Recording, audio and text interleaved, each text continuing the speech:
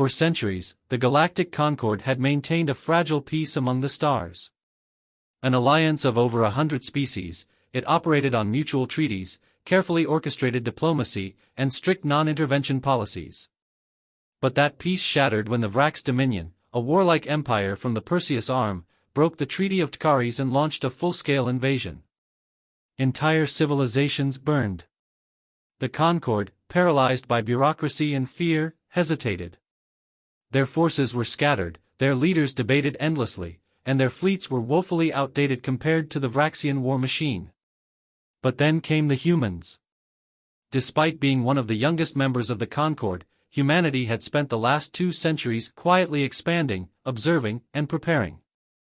Unlike other species, humans were not bound by the weight of tradition, nor did they wait for consensus when action was needed. When the Vrax began their conquest, humanity moved. While the Concord deliberated, Earth dispatched the first expeditionary fleet. 100 warships, cutting-edge and bristling with weapons, jumped into the embattled Halcyon system. There, the Vraxian Dreadclaws, unstoppable in previous battles, met resistance they had never before encountered. The battle was swift and brutal. Human ships, smaller but faster, outmaneuvered the Vraxian behemoths. Where other species fought defensively, humanity struck with overwhelming force. Coordinated kinetic strikes shattered the Vraxian command structure. Within hours, the enemy fleet was in disarray. News spread like wildfire. The Concord had believed the Vrax to be invincible, but humanity had proven otherwise. Species that had resigned themselves to conquest suddenly had hope. The Concord finally declared war, but humanity had already taken the lead. As Earth's forces pushed deeper into Vraxian territory, one thing became clear: this wasn't just about survival. This was about something greater. For humanity, it wasn't enough to win battles. They would restore peace to the universe, on their own terms.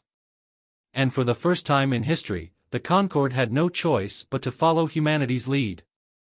With the Halcyon system secured, humanity wasted no time pressing the offensive. While the Concord celebrated its first real victory in decades, human admirals knew the war was far from over. The Vrax Dominion would retaliate, and they would do so with overwhelming force. Admiral Elias Carter, commander of the 1st Expeditionary Fleet, convened a war council aboard the H.S. Resolute, Earth's most advanced battleship. Concord leaders, still hesitant, proposed a defensive strategy: fortify key worlds and brace for the inevitable Vrax counterattack. But Carter dismissed the idea outright. "We don't sit back and wait," he said, his voice cutting through the council chamber's murmurs. "We hit them before they hit us." The Concord delegates recoiled. That wasn't how wars were fought in the galactic community. The accepted strategy was always to endure, to hold the line until the enemy exhausted themselves. But humanity had no intention of waiting. Their plan was audacious. Instead of reinforcing Halcyon, humanity would launch a deep strike into the Vraxian supply chain. Using warp disruption technology, they would ambush the Dominion's logistics fleets, crippling their ability to maintain the war. The Concord protested: it was reckless, dangerous, unprecedented. And then came the transmission. A distress signal from the Tarsus system. A Concord-aligned world, one of the last independent strongholds in the sector, was under siege. Vraxian warships had blockaded the planet, and resistance forces were being slaughtered. The Concord hesitated. Deploying a fleet so soon after Halcyon could be disastrous. But humanity didn't hesitate. Within hours, the 7th Human Fleet had mobilized. Hyperdrives roared as ships tore through space, arriving in the Tarsus system just as the last planetary defenses began to fail. Then, the humans unleashed hell. Swarms of drone fighters overwhelmed Vraxian gunships, clearing a path for human cruisers to rain down kinetic bombardments on enemy command centers. Drop pods streaked through the sky, delivering elite Terran Marines straight into the heart of the Vraxian ground forces. Within a single day, the siege was broken. The people of Tarsus, having expected their destruction, instead saw the banners of Earth raised alongside their own. For the first time in history, an entire world chanted a single name in gratitude. Humanity. Across the Concord, the effect was seismic. The old powers had talked of resistance, but humanity had acted. They had done the impossible, not once, but twice. Species that had once ignored Earth now turned to it with hope. If anyone could stop the Vraks, it was them. But the Vraks were not fools. And they would not let this challenge go unanswered. As humanity celebrated, a message arrived from deep within enemy space. A direct, ominous signal from the Vraxian High Lord himself. You have made an enemy of the Dominion. Your defiance will not be tolerated. Surrender now, or Earth will burn. Admiral Carter simply smirked at the transmission. Let them come. The stars trembled as the Vraxian counteroffensive began. Humanity's victories at Halcyon and Tarsus had shattered the illusion of Vraxian invincibility, but they had also drawn the full wrath of the Dominion. The High Lord of the Vraks, Zalzareth, would not tolerate defiance, especially not from an upstart species like humanity. Within weeks, the Dominion gathered the largest invasion force ever assembled, the Crimson Armada, 500 warships, tens of thousands of warriors, and enough firepower to reduce entire worlds to ash. Their target, New Albion, humanity's largest colony beyond Sol. The Concord panicked. They had never seen a fleet of this scale mobilized so quickly. Some members urged humanity to retreat, to abandon New Albion and regroup. After all, even humanity's vaunted warships couldn't match such overwhelming numbers. But Earth did not run. Instead, Admiral Carter and the United Terran Defense Force prepared for the fight of their lives. The trap is set. Rather than meeting the Crimson Armada head-on, humanity turned the battlefield into a slaughterhouse. While Vraxian warships sped toward New Albion, human engineers worked tirelessly, turning the system into a death trap. Asteroid fields were rigged with fusion mines.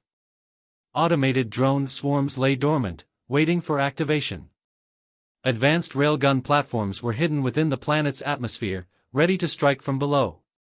When the Vraks arrived, they found a seemingly unprotected world.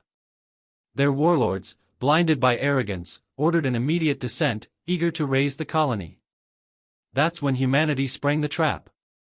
Warp disruptor satellites activated, trapping the Vraxian fleet in real space. Mines erupted, tearing through the enemy ranks. As the Armada scrambled to regroup, human warships surged forward, executing precision strikes on command ships and supply vessels. The battle raged for days. What the Vraks lacked in strategy, they made up for in sheer brutality. Their warriors crashed onto New Albion's surface, engaging in savage ground combat. But they had underestimated humanity's resolve. Terran Marines, clad in exoarmor and wielding rail rifles, fought with relentless precision. Civilian militias, composed of farmers, scientists, and workers, stood alongside soldiers, refusing to surrender their home. Even orbital strikes from the Vraks failed to break their spirit. In the skies above, human ingenuity triumphed over Vraxian brute force. Using coordinated AI battle systems, Earth's warships maneuvered like dancers in a deadly waltz, dodging plasma blasts and returning fire with railgun salvos. One by one, the Vraxian command ships fell. Then, the killing blow came. Admiral Carter deployed Project Icarus, a prototype weapon designed for planetary-scale warfare. From the surface of New Albion, a massive rail cannon fired a tungsten rod at near-light speed. The projectile punched straight through the Vraxian flagship, splitting it in half. The Crimson Armada, now leaderless, fell into disarray. Human forces pressed the attack, driving the invaders into full retreat. ###A new galactic order. News of the battle spread across the galaxy. Species that had once feared the Vraks now saw them as beatable. Worlds that had once doubted humanity now saw them as saviors. For the first time, the Concord no longer viewed Earth as a junior member. They saw them as leaders. But humanity knew this war was far from over. The Vraks had been wounded, but not defeated. And Zalzareth would not stop until either the Dominion or humanity ceased to exist. As Admiral Carter stood on the scorched battlefield of New Albion, watching his people rebuild, he received a message from the Concord Council. Earth must lead us now. The fate of the galaxy depends on you. Carter's response was simple. Then prepare for war. Humanity's stunning victory at New Albion sent shockwaves across the galaxy. The once feared Vrax Dominion had suffered a catastrophic defeat, their most powerful fleet shattered, their ambitions halted. But Admiral Elias Carter knew the truth, this war was far from over. The Vrax did not retreat in shame, they withdrew in fury. High Lord Zalzareth would not accept humiliation. He did not see New Albion as a lost battle. He saw it as a personal insult. And insults could only be repaid in blood. The Concord's choice. For centuries, the Concord had been paralyzed by indecision, locked in endless debates over policy and doctrine. But humanity had shown the power of decisive action. Now, the question remained, would the Concord follow Earth's lead, or would they cower behind bureaucracy? A grand war council was held at Arvin Prime, the capital of the Concord. Every species sent a representative, their leaders speaking in hushed, anxious tones. The Vrax were weakened, but they were still the largest military power in the galaxy. The old factions of the Concord wanted to play it safe, fortify key worlds, negotiate a truce, and hope the Vrax would not retaliate with their full strength. But humanity had no illusions. The Vrax were coming. And so, Admiral Carter stood before the Concord and made his case. If we wait, we die. If we hide, we die. There is only one option, we take the fight to them. We don't just stop the Vrax. We end them. The council chamber erupted in arguments. Many species balked at the idea of total war. But others, inspired by humanity's courage, stood with Earth. The Tariq Union, the Osari clans, and the once isolated Velos Empire pledged their fleets to humanity's cause. The first ever united warfront in Concord history was formed. And for the first time, humanity wasn't fighting alone. Striking at the heart. With the Concord finally behind them, humanity enacted Operation Starfall, an ambitious plan to cripple the Dominion before it could launch another full-scale invasion. The target? Korvac Prime, the industrial heart of the Vrax war machine. Deep within enemy space, Korvac Prime was the crown jewel of the Dominion, a fortress world churning out thousands of warships and weapons. A direct assault was impossible, even humanity's fleets would be overwhelmed. So they did what humans did best. They adapted. Using stealth ships and cloaked transporters, elite Terran operatives infiltrated Korvac Prime, planting EMP charges across the planet's orbital defenses. Meanwhile, a small strike fleet led by Captain Valeria Haynes of the H.S. Nightfall staged a diversionary attack on the outer moons. The Vrax, believing this was a foolish raid, rushed their fleet to the outer defenses, leaving Korvac Prime vulnerable. Then, in a single synchronized moment, the EMP detonations crippled planetary defenses, and the real attack began. From hyperspace, human and Concord warships arrived, dropping into low orbit. Orbital railguns fired with surgical precision, targeting key manufacturing zones. Drop pods screamed through the atmosphere as Terran Marines and Osari shock troopers stormed the industrial centers, seizing shipyards, destroying supply lines, and capturing vital data on the Vrax's next invasion plans. The battle was fierce. The Vrax fought like cornered beasts, unwilling to surrender. But humanity had come prepared. Advanced exoarmor allowed Terran soldiers to fight in zero-G, while drone swarms provided constant aerial support. Within 2 days, Korvac Prime fell. It was the single greatest loss in Vraxian history. The breaking point. With their industrial heart gutted, the Dominion was in chaos. Entire fleets were left stranded without resupply. The illusion of Vraxian invulnerability had been shattered beyond repair. Across the galaxy, once oppressed worlds rose in rebellion. Vraxian-occupied territories began fighting back, emboldened by humanity's victories. The Dominion's control fractured. High Lord Zalzareth could no longer ignore the truth. For the first time in history, the Vrax were losing. But Zalzareth was not defeated yet. The war was no longer about strategy or politics, it was about pride. He would not accept defeat. And so, in a final act of desperation, he summoned the last of his forces for one final, apocalyptic battle. A fleet larger than anything the galaxy had ever seen. Every remaining warship, every soldier, every last ounce of strength the Vrax could muster. Their target was not a colony. Not a Concord world. Their target was Earth itself. ####The final war begins. The galaxy held its breath. The Vrax Dominion, broken and desperate, had assembled their last, greatest fleet. A doomsday armada of over 1,000 warships, millions of soldiers, and every weapon of mass destruction in their arsenal. Their target was clear, **Earth, ***.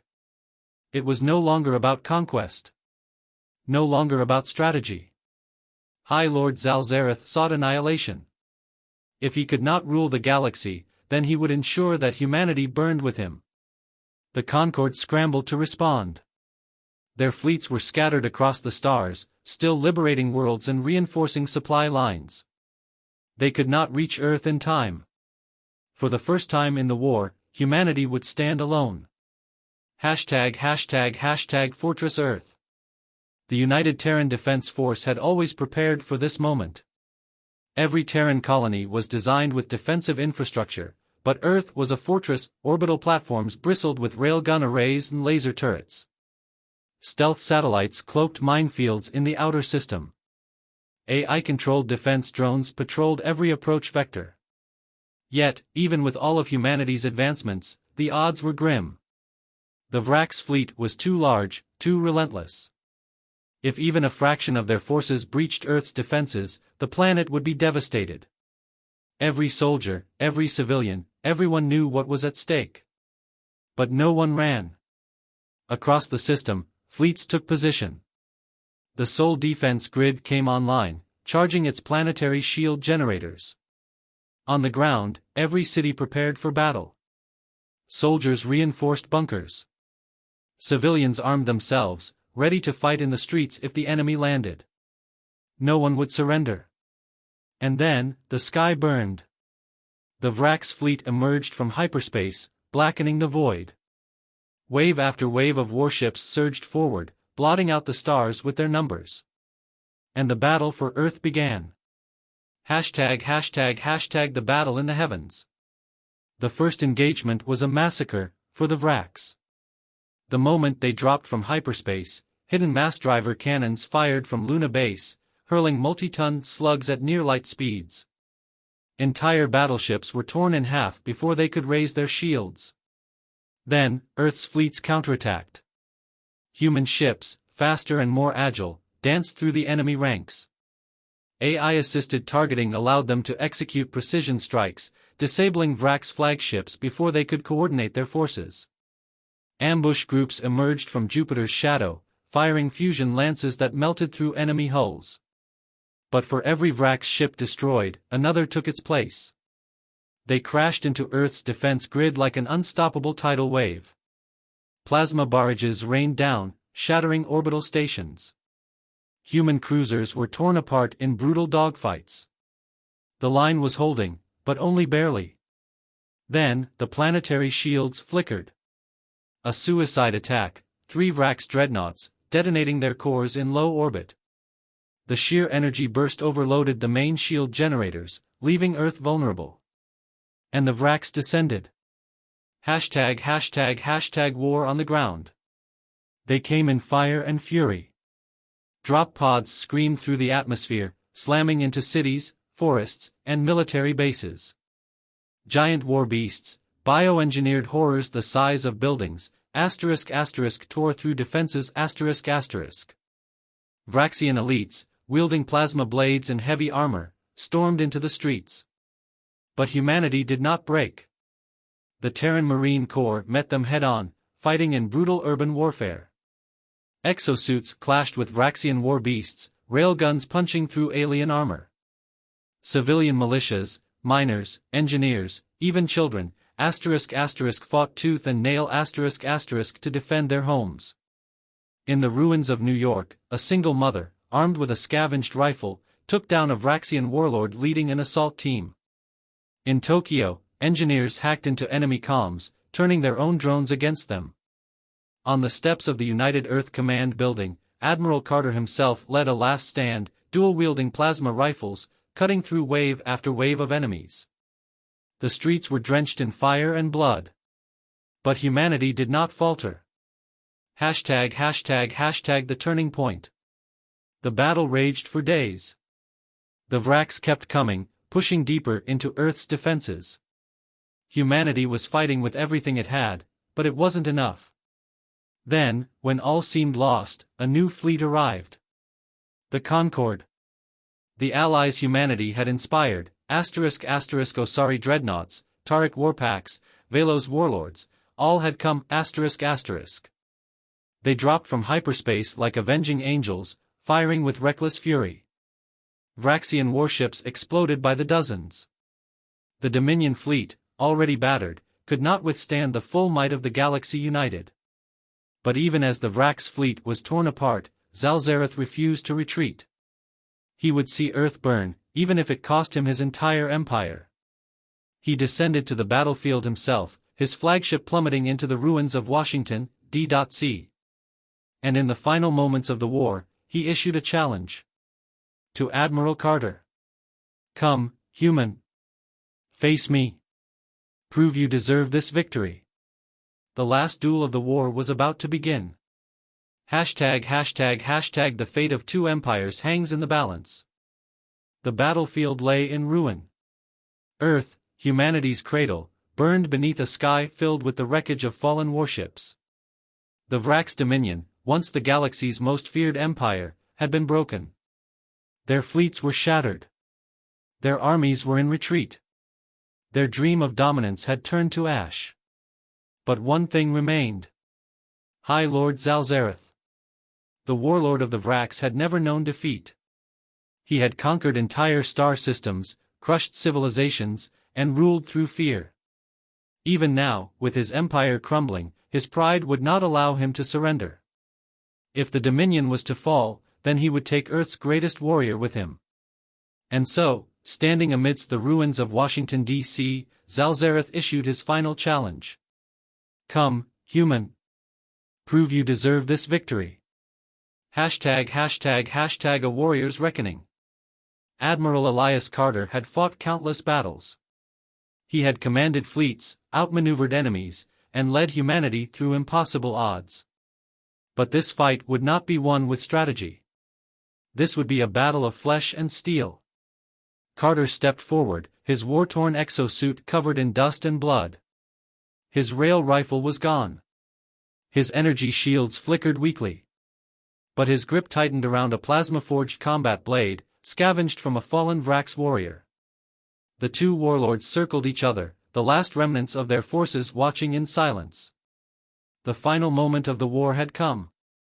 Then, Zalzareth struck. The Clash of Titans. The Vraxian warlord moved like a beast unleashed. His massive power spear crackled with energy, slicing through concrete and steel as Carter barely dodged each strike. Carter was fast, but Zalzareth was faster.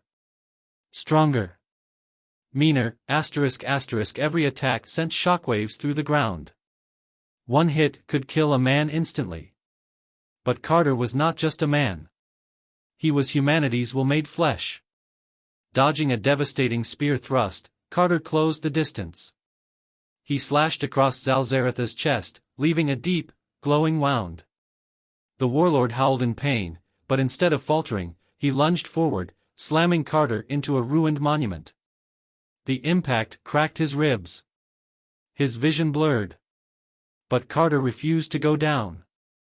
With a roar, he drove his blade into Zalzareth's shoulder. Sparks flew. The Vraxian staggered. For the first time in his life, he felt fear. Carter seized the moment.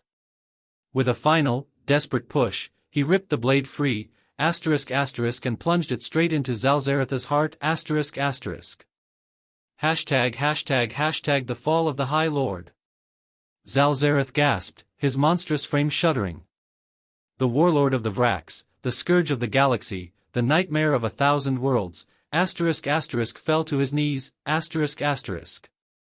He looked up at Carter, eyes burning with fury. This is not possible. But it was. With one last breath, Zalzareth collapsed, the mightiest warlord in the galaxy was dead. And with him, the last hope of the Dominion died as well. ### the end of war. The remaining Vraxian forces stared in disbelief. Their High Lord was gone. Their fleets were decimated. Their dominion was over. One by one, they dropped their weapons. Across Earth, the last of the invaders surrendered.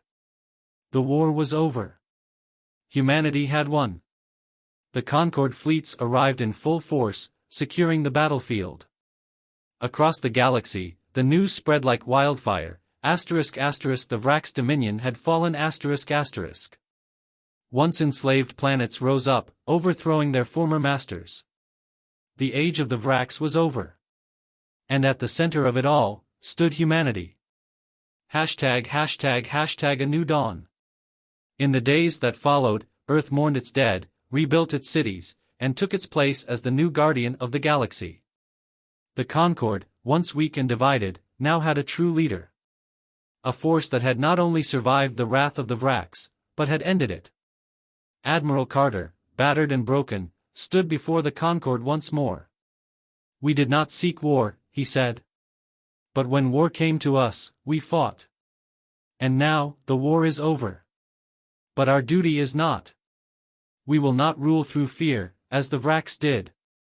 We will lead through strength, unity, and the unwavering belief that freedom belongs to all."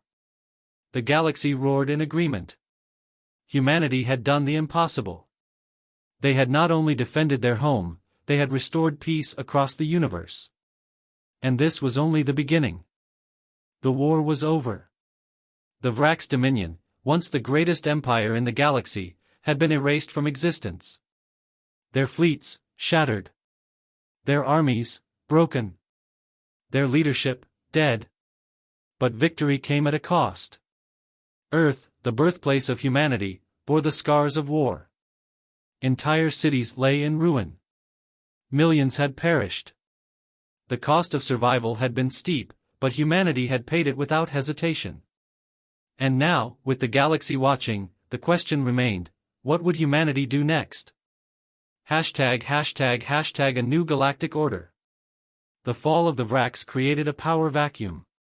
For centuries, their iron grip had controlled entire star systems, keeping order through oppression. Now, those systems were free, but vulnerable. Rebellions had overthrown Vraxian overlords, but without leadership, many worlds teetered on the edge of chaos. Warlords, crime syndicates, and remnants of the Dominion threatened to seize power. The Concord, long a passive organization, turned to humanity for guidance. And so, under Admiral Elias Carter's leadership, a new galactic charter was written. No species would ever be enslaved again. No empire would rule through fear. And no civilization would be left to fend for itself. With humanity at its heart, the United Concord Defense Initiative, UCDI, was established, a galactic peacekeeping force that would ensure no empire like the Vrax could ever rise again. Humanity was no longer just a survivor. It was a protector. ### the last remnants of the Vrax. Though their empire had fallen, pockets of Vrax resistance remained. Scattered war bands, rogue fleets, and die-hard loyalists refused to accept defeat. Some retreated into the dark corners of space, seeking to rebuild in secret. Others turned to terrorism, launching desperate raids on Concord-controlled worlds. But humanity did not waver. The Terran fleet, now the most advanced military force in the known galaxy, hunted down the last remnants of the Dominion.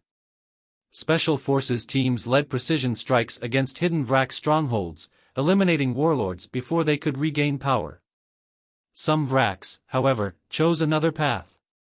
With their culture in ruins, a faction of younger Vraks warriors surrendered to humanity, seeking redemption under Carter's leadership. They were granted a place in the new Concord, given a chance to rebuild, not as conquerors, but as equals. For the first time in history, a Vrak stood beside a human, not as an enemy, but as an ally.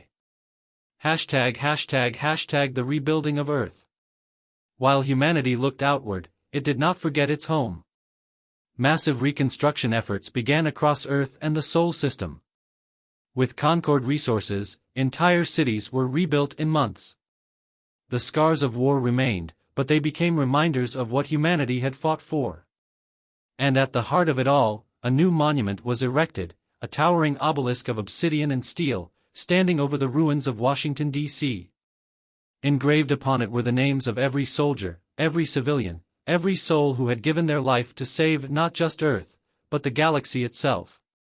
Beneath the names, a single inscription read: "We stood alone. We fought together. We will never fall." #### A universe forever changed. Across the stars, humanity's name was spoken with awe. No longer were they seen as a primitive, reckless species. They were warriors, leaders, and defenders of peace. Their influence spread beyond military might. Human scientists shared their knowledge, revolutionizing medicine, energy, and space travel. Human diplomats helped forge alliances between species that had once been enemies. And, for the first time in history, the galaxy had a true, united force for peace. But Admiral Elias Carter knew one truth above all others. Peace is never permanent. Somewhere, in the far reaches of space, new threats would rise, new enemies would challenge the fragile order humanity had built. And when that day came, humanity would be ready. #### Epilogue, the next chapter. Years passed. Admiral Carter, now older, stood aboard the bridge of the H.S.S. Valiant, gazing at the endless stars. A young officer approached. "Sir, we've received a distress signal. Unknown origin." Carter smirked. "Unknown, huh? Sounds like someone needs our help." He turned to his crew. "Set course. Let's show them what humanity can do." As the ship jumped into hyperspace, one thing was clear. Humanity's victory was not the end of their story. It was only the beginning. ****.